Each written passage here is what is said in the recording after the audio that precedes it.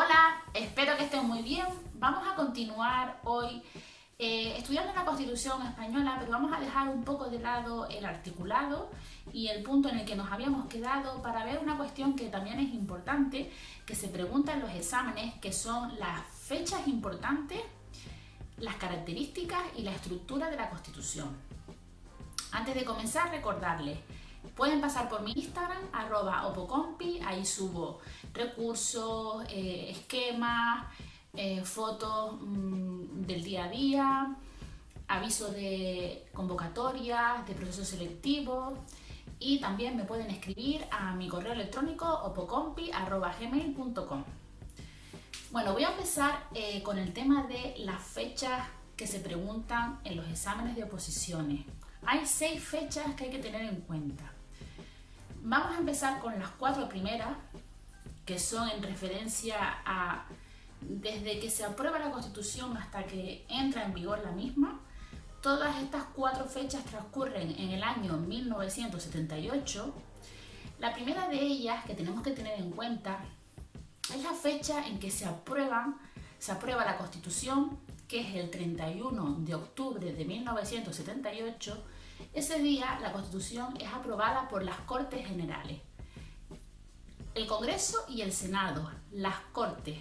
Eso se aprobó en sesiones separadas, por un lado en el Congreso, por otra en el Senado, pero es importante ver la respuesta de las Cortes Generales, que a veces nos confundimos si era el Congreso o cómo fue que se aprobó. La segunda fecha, esta es fácil recordarla porque es un día que es festivo, todos sabemos del puente de la Constitución. Es el 6 de diciembre de 1978. Esa fecha es en la que se ratifica por el pueblo la Constitución. Fue ratificada por referéndum. La siguiente fecha es el 27 de diciembre de 1978. En esa fecha el rey firma la Constitución. Es la fecha de sanción y promulgación real. Y por último, 2 días después, el 29 de diciembre de 1978, es la fecha en que se publica la Constitución en el Boletín Oficial del Estado y entra en vigor de forma inmediata. Es decir, el 29 de diciembre de 1978 es la fecha de publicación y entrada en vigor. Luego, tenemos que tener en cuenta las fechas de las 2 reformas constitucionales. La primera reforma se hizo en el año 1992, es el año de las Olimpiadas de Barcelona, para acordarnos. Fue el 27 de agosto de 1992. Fue la primera reforma de la Constitución española. Esto fue para que España pudiera adherirse al Tratado de Maastricht. En concreto se modifica el artículo 13.2, es el artículo en el que nos habla de el sufragio activo en las elecciones municipales, que podía hacerse por extranjeros, es decir, los extranjeros podían votar en las elecciones municipales. En este caso lo que se hace es que se añade también el sufragio pasivo, es decir, que los extranjeros también puedan ser elegidos en las elecciones municipales. La segunda reforma que ha habido en la Constitución fue en el año 2011. Fue también un 27 de septiembre de 2011. Es un poco fácil de acordarnos. 27 de agosto es la primera, del 92. 27 de septiembre de 2011 es la segunda reforma. En este caso se modifica o se reforma el artículo 135, también por una cuestión europea. Y lo que se añade es que es el tema de la estabilidad presupuestaria. España se compromete a que haya una estabilidad presupuestaria, es decir, si Europa nos presta dinero, que seamos capaces de devolverlo. Entonces, a modo de resumen, 6 fechas importantes. Tenemos 31 de octubre de 1978, es la fecha de aprobación por las Cortes Generales de la Constitución. 6 de diciembre de 1978 es la fecha en la que se hace el referéndum y se ratifica la Constitución por el pueblo español. 27 de diciembre de 1978, sanción y promulgación real. 29 de diciembre de 1978, tenemos la publicación en el BOE y la entrada en vigor de la Constitución. Y luego tenemos las dos reformas. 27 de agosto de 1992 es la primera reforma y 27 de septiembre de 2011 la segunda reforma. La siguiente cuestión que vamos a ver es la estructura. La estructura la podemos dividir por una parte la estructura formal, es decir, por su forma, y la estructura material, es decir, por la materia que está regulando la Constitución. Por su estructura formal podemos decir que la Constitución tiene 169 artículos, es importante sabérselo, 169 artículos. También que tiene un preámbulo, un título preliminar y 10 títulos más. Esto también se suele ver bastante en exámenes. Creo que una vez me vi en la respuesta correcta 11 títulos. Suele gustar más y suele ser más correcto la respuesta de título preliminar y 10 títulos más. Pero vamos, si esta respuesta no estuviera en nuestro cuestionario y estuviera 11 títulos y 10 títulos, pues sería más correcto elegir 11 títulos. ¿Qué más podemos decir? Las disposiciones. Vale, yo me las aprendí 4, 9, 1, 1. La Constitución española tiene 4 disposiciones adicionales, 9 disposiciones transitorias, una disposición derogatoria, que lo que hace es derogar la legislación del anterior régimen, y una disposición final, en la que nos dice que la Constitución entra en vigor en el mismo momento de su publicación y también que va a ser traducida a las diferentes lenguas del Estado. Dentro de la estructura de la Constitución tenemos que sabernos también los nombres de los títulos. Sabemos que el preámbulo no tiene valor jurídico, es una declaración.